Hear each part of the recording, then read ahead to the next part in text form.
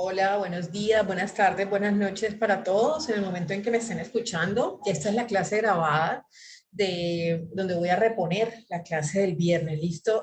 Me quiero excusar con ustedes, les mandé un correo, no recuerdo si les mandé el correo, pero sí les mandé razón, me parece que también un correíto, pero les mandé a decir con Sara que pues estaba bastante indispuesta, una migraña muy fuerte el viernes que no me permitió dar la clase. Entonces el día de hoy vamos a reponer esa clase del viernes anterior. A ver, yo quiero mirar primero, voy a revisar en este momento. Vamos a revisar un segundito cuando tenemos el segundo parcial, perdón. Un segundo, voy a compartir aquí pantalla. Porque pues si es el otro viernes, o sea, de este viernes que tenemos clase normal en 8 días, yo creería que igual podríamos hacer el examen sin problema.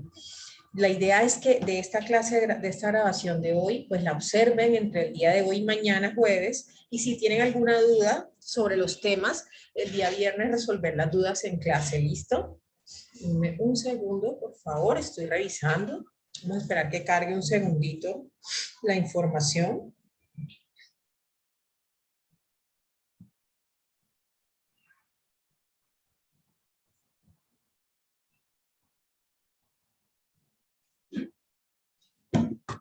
Bueno, vamos a ver un segundito. Bueno, mientras va cargando, voy a entrar en materia de lo último que les había dejado.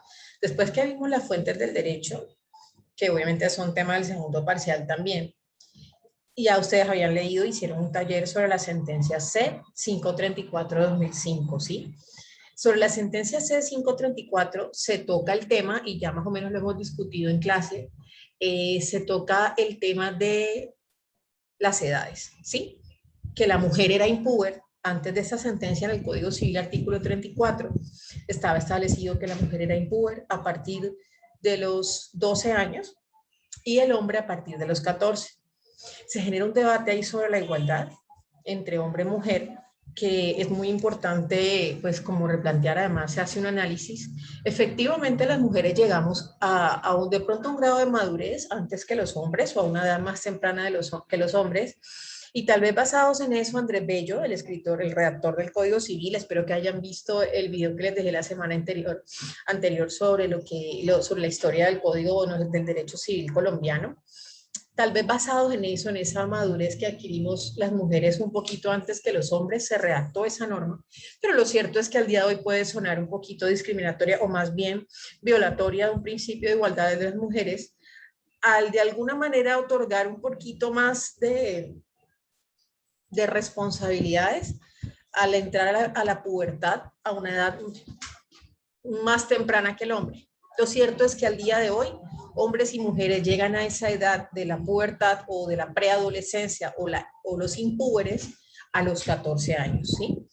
Vamos a ver si aquí ya cargó. Un segundito, les voy a compartir pantalla.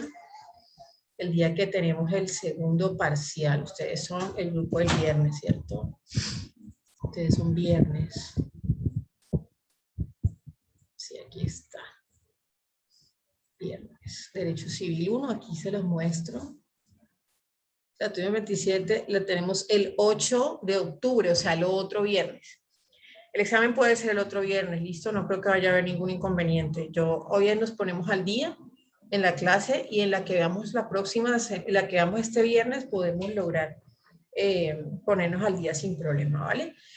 Vamos a continuar. A partir de esa edad, entra un tema que es sumamente importante y es transversal, no solamente a esta materia, no solamente ni siquiera al derecho civil, no solamente siquiera al derecho privado, sino a toda la carrera del derecho, ¿sí?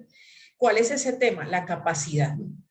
Profe, porque tal vez ustedes se pueden estar preguntando, pero profe, ¿qué injerencia tiene o qué más da si una persona llega a los 14 o a los 12 a la pubertad?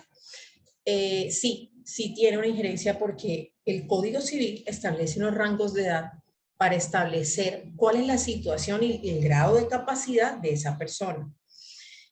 Vamos a ver que estoy abriendo un documento en Word, en un segundo. Si me piden que defina qué es capacidad, la capacidad la podemos definir como esa aptitud jurídica, aptitud con P, aptitud jurídica para ejercer derechos y contraer obligaciones. Yo tengo capacidad el día de hoy porque hace ratico ya cumplí los 18 años y tengo otro tipo de capacidad desde que nací, desde que soy persona. Entonces vamos a explicar un punto importante aquí. Un segundo que voy a abrir el documento Word. Hagamos de cuenta que estamos en el salón de clases y yo les estoy escribiendo en el tablero. ¿Listo? Lo que siempre hago. Y les mando estos apuntes. Ok. Entonces a partir de aquí, voy a poner la letra más grandecita para que la puedan ver. Segundo. La capacidad se define como esa aptitud jurídica para ejercer derechos, como les digo, y contraer obligaciones. ¿Sí? De ahí que tenemos que existen dos tipos de capacidad. Dos tipos de capacidad. ¿Cómo así? Ya vamos a ver. Hay capacidad de goce. ¿Cuál es esa capacidad de goce? Se adquiere desde el mismo momento en que somos personas. Cuando somos personas. Artículo 90, Código Civil. Vamos a leerlo en voz alta. ¿Me permiten un segundo? Voy a traer el código. Ya.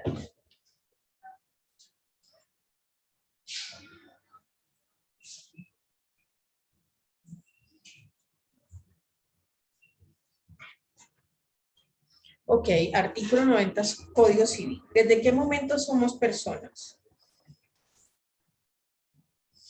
Segundo. Somos personas, entonces dice, la existencia legal de toda persona principia al nacer, esto es, al separarse completamente de su madre.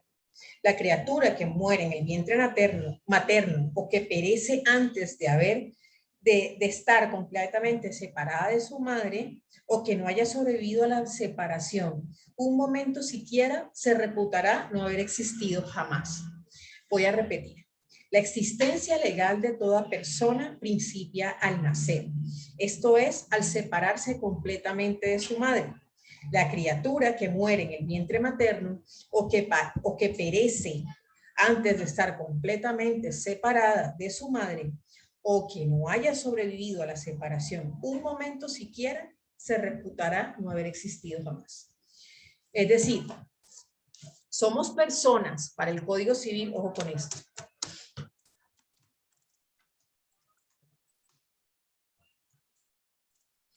Somos personas en el Código Civil, o se es persona según el Código Civil desde el mismo momento en que nacemos vivos.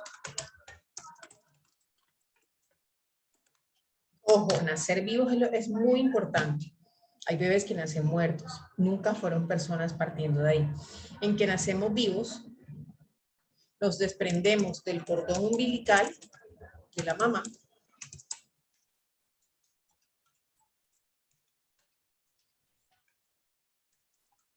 Y respiramos un instante siquiera. Tres condiciones para ser persona, según el Código Civil. Haber nacido vivo, primero. Desprendernos del cordón umbilical. Y por último, perdón, haber respirado un instante siquiera. En ese orden de ideas que tenemos. Una persona que nació viva y de pronto tuvo que ir a incubadora. Es decir, tal vez es prematuro, tal vez tiene problemas en los pulmoncitos, tal vez tiene problemas de reflujo, que es muy normal en bebés cuando son prematuros también. Esos bebés van a la UCI neonatos. Digamos que el bebé nació el día de ayer. Fue a la UCI neonatos hoy, o sea, de cuidados intensivos, y falleció. ¿Ese bebé fue persona? Sí. Sí fue persona porque cumplió estas tres condiciones. Nació vivo, se desprendió el cordón umbilical y respiró. De hecho, respiró casi 48 horas. El bebé que nace muerto, que muere en el vientre de la madre, el aborto espontáneo, el mismo aborto inducido, no fue persona. Ojo, el hecho de no haber sido persona no quiere decir que no era sujeto, que no podía ser protegido por el Código Civil. ¿A qué me refiero? De aquí se desprende que hay dos tipos de existencia.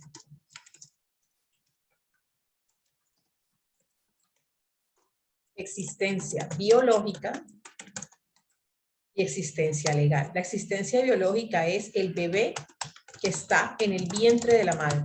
Cuando la mamá está embarazada, cuando estas mujeres estamos embarazadas. El ser vivo que está en nuestro vientre, ¿sí? Está en el vientre de la madre y aparte de eso, pues que está vivo, obviamente. Entonces, ese bebé que está por nacer, que nosotros le llamamos el bebé, jurídicamente se le llama nasciturus. Al que está por nacer se le llama nasciturus. No se les puede olvidar ese nombre nunca. Cuando hablamos de nasciturus es el feto.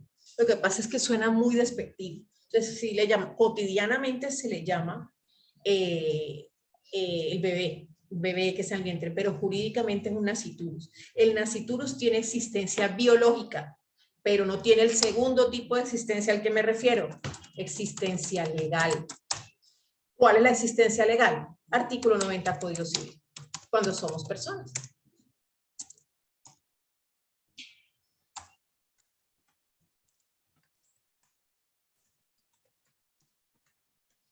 Las tres condiciones para ser persona. Nacer vivos, las repito nuevamente y las escribo. Desprenderse del cordón umbilical. La madre, recuerden. Y respirar un instante siquiera.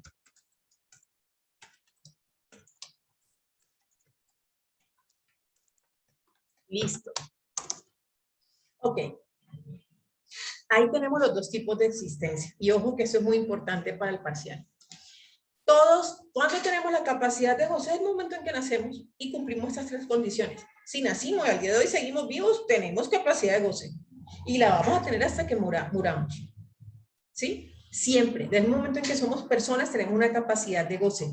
¿Qué es la capacidad de goce? La capacidad o la facultad de ejercer mis derechos. Los derechos que están en ese derecho subjetivo, o sea, que se encuentran esas facultades propias del derecho subjetivo. Ya vimos también la teoría de los derechos subjetivos. Entonces es muy importante que entendamos que todo esto se adquiere en el momento en que somos personas. Yo les decía, el Código Civil protege los derechos del que está por nacer y efectivamente es así. Vamos a leer rápidamente el artículo 91 del Código. Artículo 91 del Código Civil. La ley protege la vida del que está por nacer. El juez, en consecuencia, tomará a petición de cualquier persona o de oficio las providencias que le parezcan convenientes para proteger la existencia del no nacido, siempre que crea que de algún modo peligra. ¿Deriva de aquí el tema controversialísimo y que seguimos en el debate eterno del aborto? Sí, sí deriva. ¿Sí? Ahora las posturas cambian. Recuerden, la Corte Constitucional aprobó el aborto en tres circunstancias en el año 2006. Yo les he hablado de esa sentencia C355. Al día de hoy solo sigue vigente esa sentencia, solo es permitido el aborto en esas tres circunstancias. Lo cierto es que siempre se protegerá de manera que se considere que se le está vulnerando un derecho o que de algún modo peligra. Por ejemplo, si un bebé, un nasciturus, la mamá está embarazada y de pronto está siendo, ella de pronto está siendo víctima de amenazas de cualquier tipo, sea el padre de su hijo, sea de personas externas, la ley la va a proteger siempre. Y no hablo solo del Código Civil, todo nuestro ordenamiento jurídico, penalmente, civilmente, derecho de daños, de todas las formas, incluso laboralmente. Recuerden que una mujer no puede ser despedida mientras está en estado de embarazo, ¿sí? Entonces, eso es una forma, eso deriva de esta norma. La ley siempre va a proteger los derechos del que está por nacer. Y cuando tenemos existencia legal, ahí está, artículo 90, qué pena no lo había puesto aquí, Código Civil. Ok. A ver, continuemos entonces explicando, ya sabemos que la capacidad de goce es esa que tenemos de ejercer nuestros derechos, nuestros propios derechos. Cuando somos menores de edad,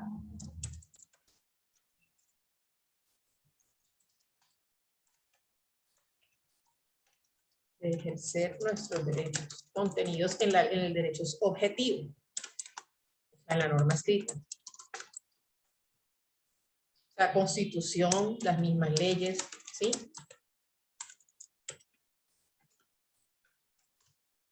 Ok.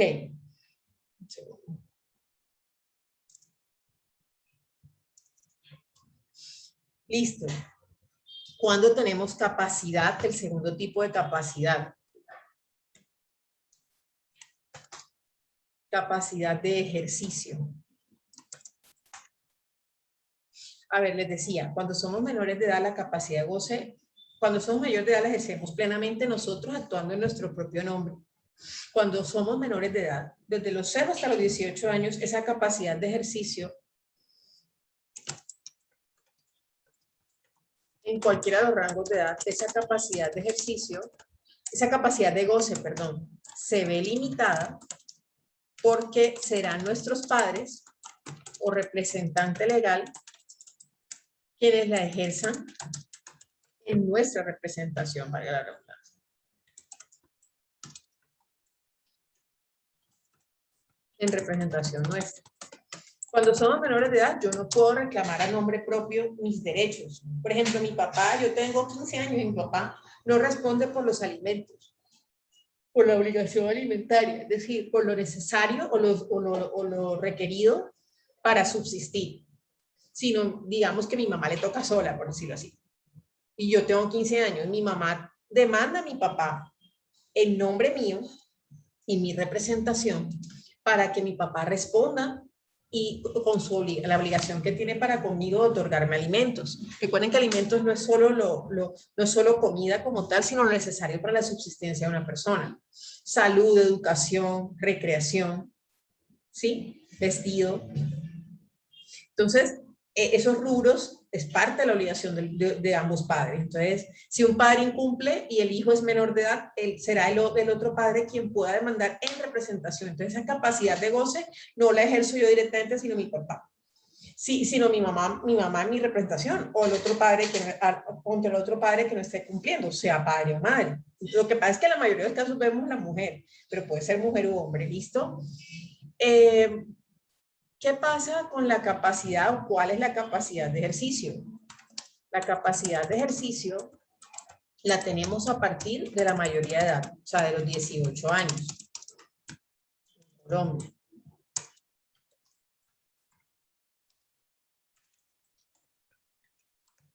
Y es la actitud para contraer obligaciones. Por ejemplo, yo puedo celebrar un contrato donde yo directamente, sin representación de mis padres, me comprometo a cumplir las obligaciones que surjan de ese contrato. Por ejemplo, yo celebro un contrato de compraventa con X persona y esta persona, digamos que es una compraventa de un vehículo y esta persona me lo va a vender a mí. ¿Cuál es mi obligación? Pagarle el precio. Yo debo pagar y pagar dentro del tiempo estipulado. Si yo no pago, estoy incurriendo en mora. Mora es retardo de alguna manera de la obligación. Ustedes van a ver que es mora en obligaciones, pero es retardar, no pagar a tiempo la obligación, lo cual pasa mucho, lastimosamente es muy común. Entonces, si no pago, por eso hay gente que dice, no, es buena, es mala paga, es eso, ¿sí? Si no cumples a tiempo tus obligaciones, o no cumples incluso. Entonces, esa es una obligación mía como compradora. La del vendedor, que también debe ser mayor de edad y debe tener capacidad de ejercicio, capacidad plena, que debe ser negocio y ejercicio, esa persona tiene que entregarme bien y entregármelo en óptimas condiciones y dentro de los tiempos. Esas son no he dicho todas, una de las obligaciones que tiene un vendedor y que también, digamos, ustedes lo van a ver cuando lleguen a contratos, o sea, Derecho Civil 4 en cuarto semestre. ¿Qué sucede entonces? La capacidad de ejercicio es solo cuando adquirimos la mayoría de edad, es decir, a partir de los 18 años. Vamos a hablar un poquito del rango de edades, cómo está establecido. Miren, según el Código de Infancia y Adolescencia, Ese código no lo vemos acá propiamente. Ustedes lo tocan sobre todo en Derecho de Familia, que es Derecho Civil 5. Y si ven una electiva conmigo que se llama Electiva de Derecho de Infancia y Adolescencia, es donde tocamos este tema. Según el Código de Infancia y Adolescencia, las edades como tal, tenemos otro que no he podido corregir aquí, qué raro, sale aquí. Las edades como tal van de los 0 a los 12 años, ojo, esto es el Código de Infancia y Adolescencia, no el Código Civil. De los 0 a los 12 años eres niño o niña. De los 12 a los 18 años, hombre, mujer, eres adolescente. Según y para los efectos de lo que regula únicamente el Código de Infancia y Adolescencia, para lo demás no. Solamente el Código de Infancia y Adolescencia. Ojo, siempre hombre o mujer. En ambos casos, hombre y mujer.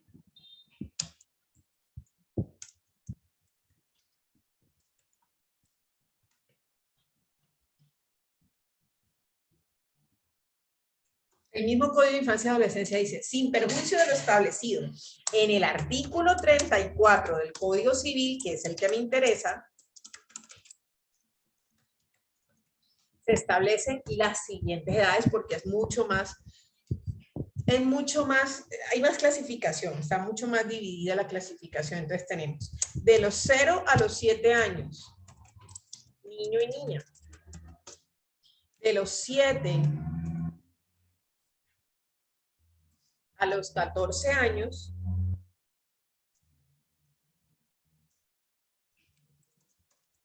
hombre-mujer, es impúber o preadolescente. ¿Okay? Así creo que vamos bien. De los 14 a los 17, antes de cumplir 18, hombre-mujer, es adolescente, puber, no impúber, puber o menor adulto. De los 18 años, perdón, en adelante, todo el mundo, y cuando yo todo el mundo es todo el mundo, se presume capaz, plenamente capaz. ¿Qué es la capacidad plena? La capacidad de goce más la capacidad de ejercicio. ¿Ya? Eso es capacidad plena. Tener ambas, ser mayor de edad, tener una capacidad de goce ilimitada, no limitada, y la capacidad de ejercicio, ser mayor de edad para poder contraer obligaciones. En nombre propio, no a través de un representante. ¿Qué pasa entonces con estos rangos de edades? Las personas entre los 0 y 7 años, niño y niña, tienen una incapacidad absoluta. Vamos a ver qué es eso. Hasta los 14 años también siguen teniendo una incapacidad absoluta.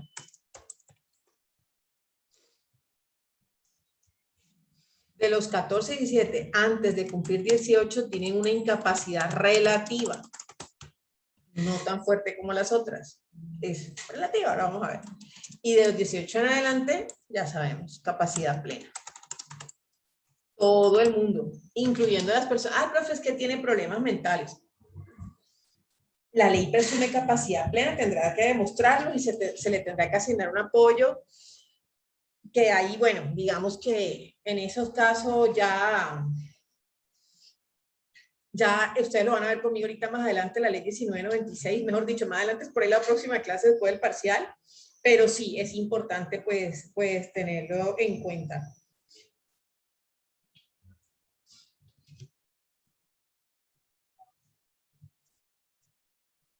Listo, vamos a continuar. ¿Qué es eso? Incapacidad absoluta, incapacidad relativa. La incapacidad absoluta es la imposibilidad de celebrar cualquier acto o contrato, o sea, no tienes capacidad de ejercicio y mucho menos de obligar. Tu capacidad de goce en esos rangos de edad de incapacidad absoluta evidentemente es limitada, como explicaba. ¿Por qué? Porque la persona será a través de sus padres o el representante o el curador quienes lo, digamos, quienes lo representen. No quería decir la palabra presente, pero es inevitable. ¿Por qué? Porque vuelvo y digo, no, para hacer valer los derechos de una persona entre los 0 hasta los 10, sobre todo hasta los 14 años, tiene que ser a través de sus padres o representante legal. ¿Listo? En todos los aspectos. Ahí se les puede ocurrir el ejemplo que ustedes quieran. Ya sabemos en materia penal que de los 14 a los 17 existe la jurisdicción penal adolescente. Ellos responden en nombre propio, pero las penas no son tan estrictas y como tal no es una, digamos, no es una pena de prisión, no es que van a la cárcel, van a unos centros reformatorios que tienen otra dinámica diferente, ¿sí? Entonces, incapacidad absoluta es la imposibilidad de celebrar cualquier acto jurídico o contrato. ¿Sí? A ver, sí, es que estaba pensando si les hablaba, todavía no. Voy a hablar solamente de la imposibilidad de celebrar cualquier acto jurídico o contrato. Entonces, no existe capacidad de ejercicio en estos casos, ¿sí? En ese rango de edades. ¿Qué es la incapacidad relativa? En la incapacidad relativa, las personas pueden celebrar ciertos actos o contratos con autorización de sus padres o representante legal. ¿Sí? Si tienen la autorización de los padres o del representante legal, lo pueden celebrar sin problema. Es decir, de los 14 a los 17 años que ya somos un poquito más, tenemos un poquito más de madurez, por lo menos jurídicamente hablando. ¿Sí? Ok. ¿Qué pasa si una persona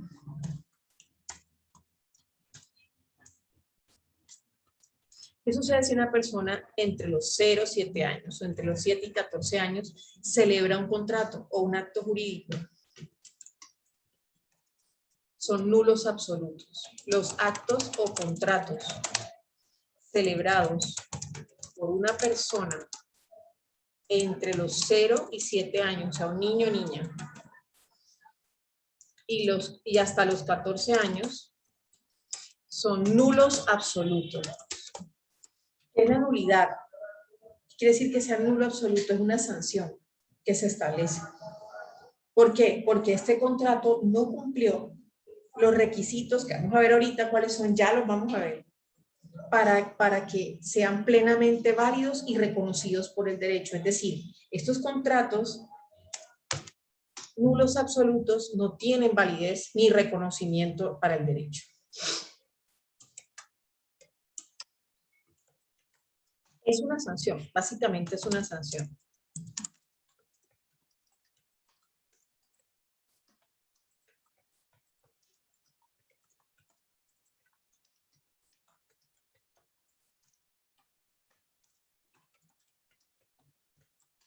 Listo, creo que hasta ahí estamos claros. Hasta ahí. Voy a explicar qué es eso de requisitos y por qué sanción. Resulta que hay unos requisitos de existencia de un contrato.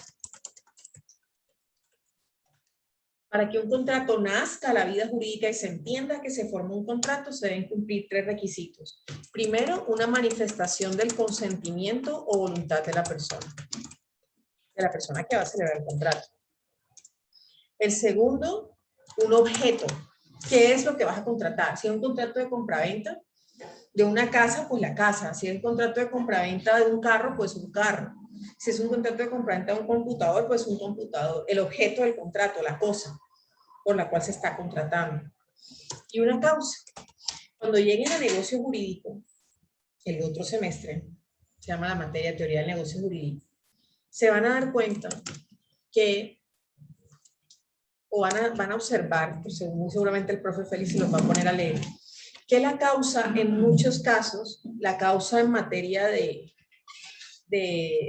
negocio jurídico, de derecho civil, para muchos teóricos y juristas y doctrinantes, la causa no es trascendental como requisito de existencia de un contrato.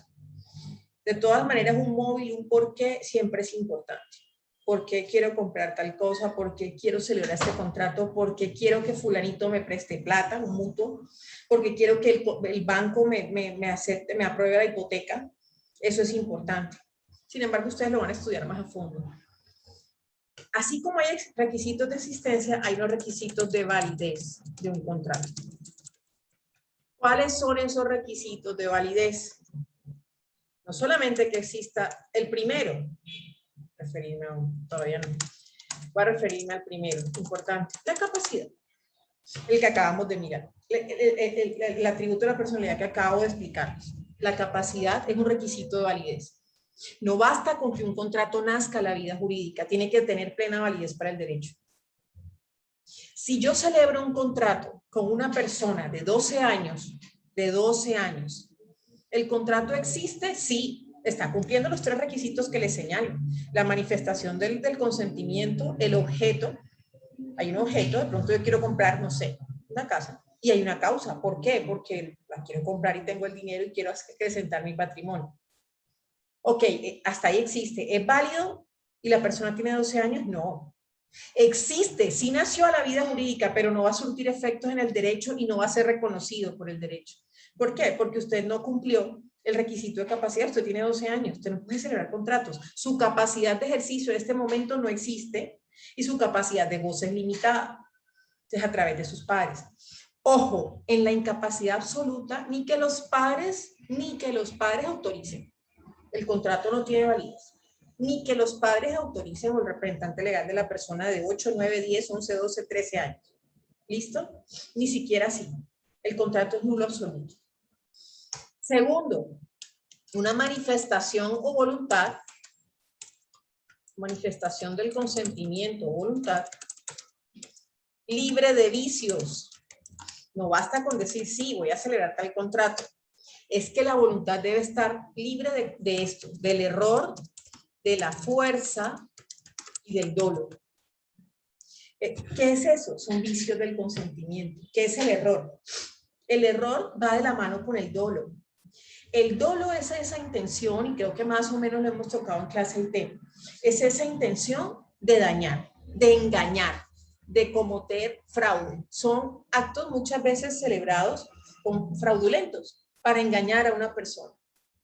Es el engaño, es el fraude, ¿sí? Entonces, muchas veces, de forma dolosa, con intención, una persona me lleva a cometer un error. Yo compré, por ejemplo, estos aretes, voy a dar un ejemplo tonto, porque me dijeron que eran de oro. Y para mí era fundamental dentro de mi causa, de las razones por las cuales yo los iba a comprar, que yo creía que eran de oro y por eso pagué más. ¿Sí? Pero como me dijeron que eran de oro, yo me equivoqué, cometí un error, tenía una percepción equivocada de la realidad porque ellos me engañaron y compré los aretes. Entonces, yo no los compraba si no eran de oro, o si los compraba mucho más baratos. No la cantidad de plata que pagué. ¿Sí me doy a entender? Entonces, es esa manifestación de la voluntad que no debe tener error, o sea, que la persona sea plenamente consciente de la realidad alrededor del negocio que va a celebrar y que esa sea la realidad correcta, llamémosla así, y que nadie la haya engañado para llevar a acceder a celebrar. La fuerza son fenómenos externos a una persona que ejercen algún tipo de presión, sea física o sea mental en la psiquis, para llevarte a celebrar un contrato. La persona que te amenaza. Digamos que el papá de mi hijo es muy violento, por decir algo, y me ha amenazado que si no pongo los bienes que he comprado, estando casada con él, todos a nombre de él, y no ni siquiera como una sociedad conyugal él y yo, sino todos a nombre de él mata a nuestro hijo, por decir algo como de. En una situación de esas, evidentemente la fuerza fue la que me obligaron y me amenazaron de una manera tal, porque además la amenaza y la intimidación debe ser tal que te lleve a celebrar ese contrato. El tercero, el objeto debe ser lícito. No basta con que exista, también debe estar ajustado a la ley y a las buenas costumbres. Si yo compro un arma de fuego en el mercado sin los salvoconductos respectivos que se requieren, sin tener los permisos que se requieren, y porto el arma por ahí, evidentemente el contrato con la persona a quien me vendió esa arma, digamos que era el mercado negro, un contrabandista, está viciado de nulidad absoluta por objeto ilícito, Entonces es importante tener en cuenta que el objeto ilícito, nace el contrato de la vida jurídica, sí, yo compré el arma, hay un contrato y yo pagué, pero no tiene validez ni efectos para el derecho. lo que hay que hacer es declararlo nulo de forma ipso facto. Es decir, sin necesidad de que nadie lo solicite, el juez debe declararlo nulo. Y por último, una causa lícita, ajustada a la ley y a las buenas costumbres. No solo basta que yo compré esta casa y pagué el precio y lo pagué a tiempo y me entregaron la casa. Pero ¿por qué la compraste? No, para hacer pornografía infantil, para cometer crímenes, torturas. Y había dicho que era para vivienda urbana, ¿no? Que era para vivir, para habitar en ella una familia. Es un contrato que está viciado de causa ilícita. Compré un carro, pero sí, yo lo compré, pero lo compraste para atracar gente, para hacerle espacio millonario, para hacer torturas. El contrato tiene una causa ilícita y debe ser declarado nulo absoluto. Ahorita marques eso nulo absoluto, nulo relativo. Entonces, una cosa es que exista el contrato. Hay muchos contratos que pueden existir para la vida jurídica, pero otra muy diferente es que el contrato tenga plena validez. Entonces, lo que les digo, yo puedo haber comprado un arma de fuego, puedo haber comprado una casa que yo dije al vendedor que era para habitar en ella, pero en realidad la casa era para cometer actos de barbarie y delitos, ¿sí? Okay. ¿Qué es eso de nulidad absoluta y nulidad relativa? Ya sabemos que la nulidad es una sanción. ¿Sí? Es una sanción que se establece contra aquellos contratos que no cumplen un requisito de validez. Ahora les voy a hablar de la incapacidad relativa. Es absoluta cuando altera normas de orden público. O sea, esto puede dañar o puede ser perjudicial este contrato para todos. El comprar un arma de fuego y portarla por ahí, uno no conoce a la persona, lo cual pasa mucho en Estados Unidos porque ya está permitido. No sabemos quién sea la persona, si puede hacer un daño, ¿no? Aquí eso sí es mucho más censurado. Entonces, altera normas de orden público, no es saneable. O sea, no es que yo la pueda sanear por el paso del tiempo y arreglar el contrato. Ojo, el paso del tiempo de pronto sí, pero no es que yo ratifico el contrato con la otra persona y digo, no, sí, ya estamos de acuerdo, vamos a hacer, no. Ay, es que la persona tiene 13 años, 12 y no tenía la autorización de los papás. O yo voy a aportar la autorización. No, ni que aporte la autorización, no se puede sanear. Lo único es el paso del tiempo, es decir, prescribe la nulidad absoluta en 10 años, contados a partir de la fecha del contrato. Por ejemplo, yo celebro un contrato de matrimonio, porque no sé si les había dicho, el matrimonio es un contrato. Yo celebro un contrato de matrimonio con una persona y esta persona, me caso con ella, y esta persona, digamos que son dos personas de 13 años. Ese contrato está viciado en nulidad absoluta por la capacidad. Tiene una incapacidad absoluta las partes, ambas, los contrayentes. Evidentemente no se pueden casar. Pero en todo caso se casaron en el 2011 y tenían 13 años, hoy tienen 23 y siguen casados. El juez nunca declaró, sea de oficio la nulidad, ya, digamos, no quiero decir se saneó, pero ya lo que era causal de esa nulidad se superó, porque ya la edad llegaron, pero un contrato por objeto ilícito, causa ilícita, nunca va a ser saneable. Tiene efectos, ya dije que era de orden público. Ok, la nulidad relativa es saneable, sí es saneable.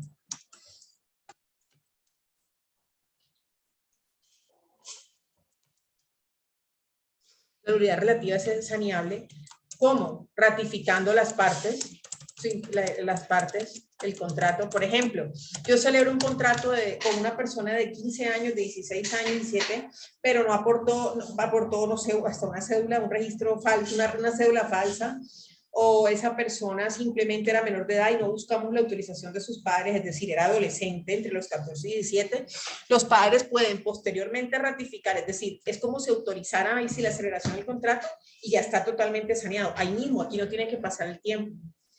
Debe ser declarada por el juez solo a solicitud del parte.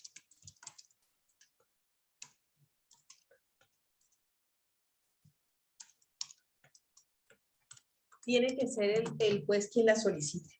¿Sí? No puede ser, no se puede dar de otra manera. Tiene que ser la parte interesada quien la solicite. O sea, si el juez tiene conocimiento o lo que sea, que hay un contrato que puede estar viciado en nulidad relativa, digamos que por error, fuerza y dolo, que en estos casos dan lugar a nulidad relativa, el juez no declarará la nulidad relativa y por tanto el contrato se reputará perfecto en la medida en que si las partes no se lo solicitan, el contrato se reputa perfecto. Si una de las partes sí demanda la nulidad relativa, una de las partes afectadas o sus padres o representante legal, sí. Entonces ahí sí el juez tiene que declararla de acuerdo a las pruebas y surtir el trámite, pero si no, no. A diferencia de la absoluta, que en la absoluta el juez sí la debe decretar así nadie lo solicite, es decir, de oficio. Otra diferencia, la nulidad relativa sí prescribe contados 4 años, no 10. 4 años a partir de la fecha de celebración del contrato.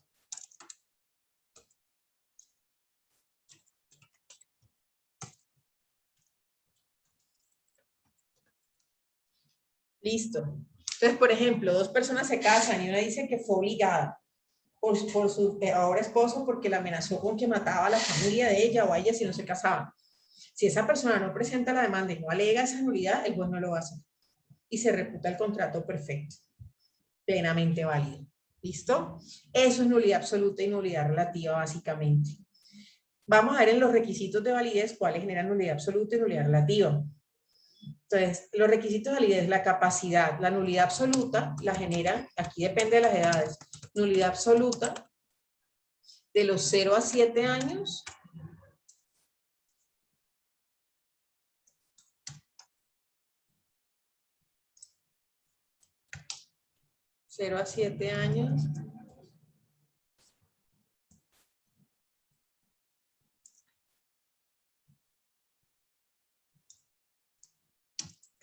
y de los 7 a los 14 años. Hombres, mujeres. Ahí hay una nulidad absoluta en cualquier acto o contrato que celebre. Entonces, tiene las características que les digo. En la nulidad relativa se da en los casos de contratos celebrados entre los 14 antes de cumplir los 18 años. Es decir, se puede sanear, para prescribir en 4 años y las partes pueden ratificar. En esos casos de la nulidad relativa, por ejemplo, un contrato que sea celebrado sin autorización de los padres de la persona entre esa edad, evidentemente ahí se puede sanear dando a los padres la autorización, ¿sí? Si no la dan, pues sí, no, pero si los padres dan la autorización, sí. Y ojo, solo se puede demandar, como les digo, y les repito, cuando la parte lo solicita, si no el juez no lo va a declarar.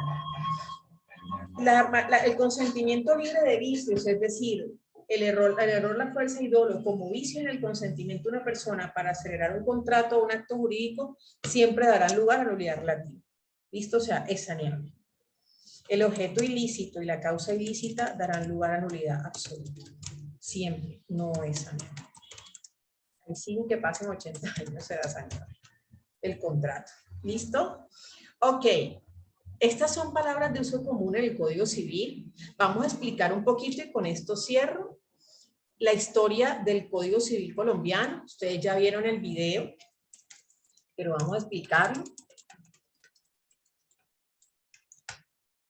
Entonces, tenemos que la historia del Código Civil colombiano se divide en 2 periodos. El primero va de 1492, que es el descubrimiento de América, hasta 1873. Y el segundo va de 1873 hasta nuestros días, hasta el día de hoy. O sea, sigue dándose la segunda parte de la historia del código. ¿Cómo empieza? Todo empieza con la colonización, cuando Colón llega a América y empezaron el proceso pues, de colonizar nuestras tierras. En ese momento, más o menos, había todo lo que regía, obviamente, al ser la conquista española, eran las leyes de España, de Castilla, del reino sobre todo. Entonces, habían demasiadas normas. Entonces, más o menos del año 1503 a 1680, rige lo que es la nueva recopilación de los reinos de India. Todo esto es de Castilla, o sea, de la corona española. ¿Sí? Posteriormente de 1680, posteriormente de 1680 Eran tantas las normas, la legislación que había, en un segundo pues se me está como quedando el computador, eran tantas las normas que había que hubo la necesidad de hacer una novísima recopilación, es decir, la novísima o una nueva recopilación de normas. Sin embargo, había mucho caos y de alguna manera anarquía jurídicamente hablando, porque habían demasiadas normas. En el año 1000, después del grito de independencia, que fue en 1810, en el año 1825 se establece que las normas que regirán serán todos los decretos y ordenanzas también expedidos y leyes expedidas por el Congreso hasta marzo de 1808. Así se estableció de alguna manera. Aquí estoy resumiendo. A mí no me interesa que eso se lo aprendan de memoria, me interesa que lo entiendan. Hasta marzo de 1808. ¿Listo? También regirá las 7 partidas. ¿Qué son las 7 partidas? Son obra del rey Alfonso X el Sabio en España. De su gente, no propiamente él, pero sí bajo su reinado, X el Sabio. Eran 7 libros, las 7 partidas son 7 libros, de los cuales los libros cuarto, quinto y sexto son de derecho civil. O sea, la verdad es que es un antecedente histórico muy importante, por lo menos para el derecho civil de nuestros países, las 7 partidas de Alfonso X el Sabio, y en lo que tiene que ver con este primer periodo del derecho, de la historia del derecho civil. Ok. En 1829, Simón Bolívar, ordena crear una comisión que redacte los proyectos de Código Civil y Código Penal en nuestro país, al Congreso. Pero ¿qué pasa? En 1830 se disuelve la Gran Colombia. ¿Sí? Allá en Chile hay un señor, por eso también decimos que Colombia, Chile, Perú, Ecuador somos países hermanos, ¿sí? Y Venezuela, obviamente. Hay un señor en Chile que se llama Andrés Bello. El Congreso chileno, en el año de 1800, ya les digo el año, hay que 52, permítanme un segundo, yo anoto aquí los años siempre porque a veces me enredo un poquito con los años, hay que es 1852, ¿listo? Cualquier cosa corregimos. Sí, 1840, perdón, 1840, el Congreso chileno, estamos en Chile, delega a Andrés Bello, un señor que se llama Andrés Bello, la redacción del Código Civil chileno para la República de Chile. ¿Quién fue Andrés Bello? De hecho, lo tengo por ahí una foto en las diapositivas. Andrés Bello fue un poeta, jurista, filósofo, filólogo. A la de jurista, evidentemente me refiero a un abogado venezolano que estaba radicado ya hace muchos años en Chile.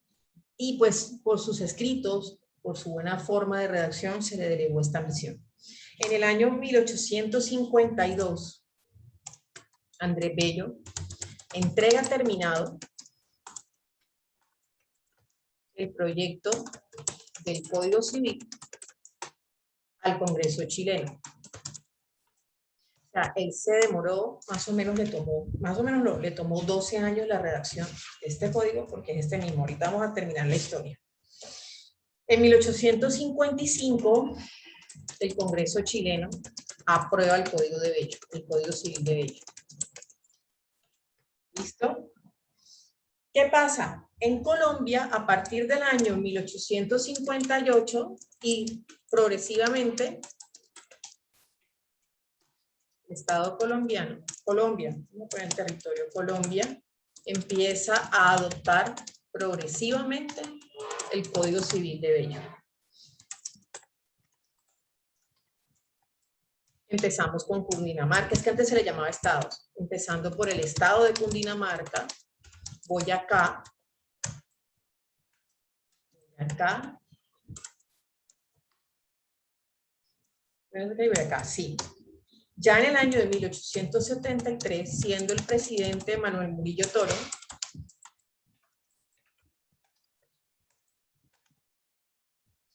se expide, se ordena expedir el Código Civil de la Unión. Es decir, va a regir el Código Civil de Bello para todo el territorio colombiano.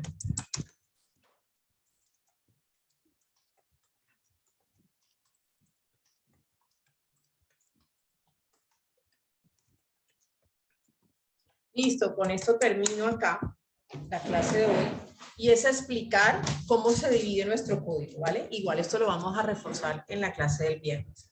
Nuestro Código Civil tiene 5 libros. Hay quienes dicen que son 4. Ahora les explico por qué yo les digo 5. Pero ya saben que cuando son 4 ya les voy a decir cómo lo destino. Nuestro Código Civil tiene 5 libros. Libro primero, de las personas y familia. ¿En qué se inspiró Bello para escribir este primer libro del Código Civil? En la corriente germana, el antiguo derecho alemán. ¿Listo? El libro segundo, bienes. Básicamente, 100% fue derecho romano.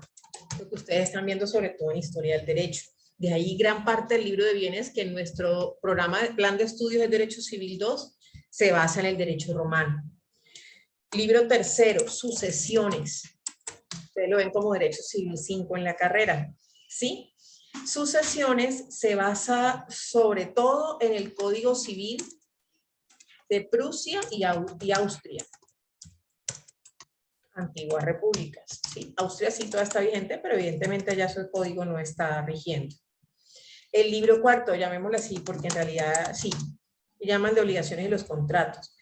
El libro de obligaciones, basado en el derecho civil francés y en el Código Civil de Napoleón, y en el Código Civil, sí, en el Código Civil de Napoleón, o en el Código de Napoleón. Así, contratos también. De hecho, se los digo así, el libro de obligaciones y contratos de nuestro Código Civil es casi una copia del carbón del Código Civil de Napoleón.